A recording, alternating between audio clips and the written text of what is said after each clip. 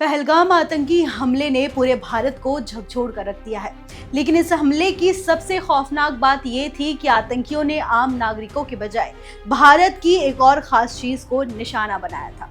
भारत की संस्कृति को, भारत की सुंदरता को, भारत की सभ्यता को, भारत की महिलाओं की मांग की सिंदूर को। उनका इरादा केवल जान लेना नहीं था, बल्कि भारतीय संस्कृति और परिवार की उस आत्मा पर हमला करना था। इसी सांस्कृतिक और भावनात्मक हमला के जवाब में भारत की सेना ने एक मिशन की शुरुआत की। इसी मिशन का नाम रखा गया ऑपरेशन सिंदूर।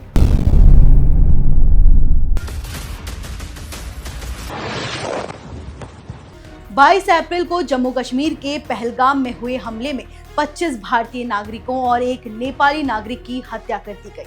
आतंकियों ने बैसारन में टूरिस्ट को निशाना बनाया, लेकिन उन्होंने किसी महिला को निशाना नहीं बनाया। आतंकियों ने विशेष रूप से शादीशुदा महिलाओं के पति को निशाना बनाया ताकि उनकी मांग उजाड़ी जा सके। भारत के जवानों ने इस क्रूरता का जवाब ऑपरेशन सिंदूर के रूप में दिया।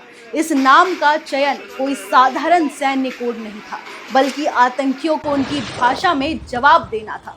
जिस सिंदूर को आतंकियों ने निशाना बनाया, उसी सिंदूर के नाम पर भारत ने अपनी सैन्य कार्रवाई को अंजाम दिया, सीधा, सटीक और सीमित लक्ष्य के साथ। ऑपरेशन सिंदूर के तहत भारत के जवानों ने पाकिस्तान और पाकिस्तान अधिकृत कश्मीर यानी कि पीओके में 9 आतंकी ठिकानों को निशाना बनाया।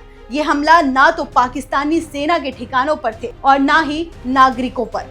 भारत ने इस अभियान में पूरी सहमत और संतुलित सैन्य रणनीति अपनाई।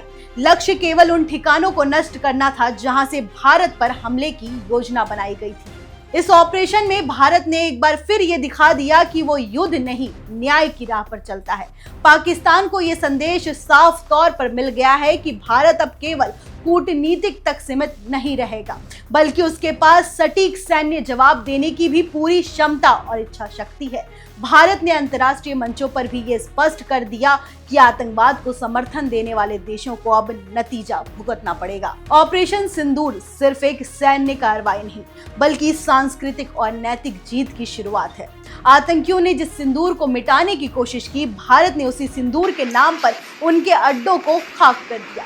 ये भारत की उस ताकत का प्रतीक है जो अब हर हमले का जवाब उसी की भाषा में देने को तैयार है। भारत ने यह भी साबित कर दिया कि जब परिवार, संस्कृति और असीमता पर हमला होता है तो वो केवल प्रतिक्रिया नहीं देता, बल्कि हिसाब चुका देता है। तो कैसी लगी आपको ये जानकारी, हमें कमेंट करके जरूर बताएं और ऐसी ही जानकारी वाले वीडियोस के लिए देखते रहें ONOG डिजिटल। धन्यवाद।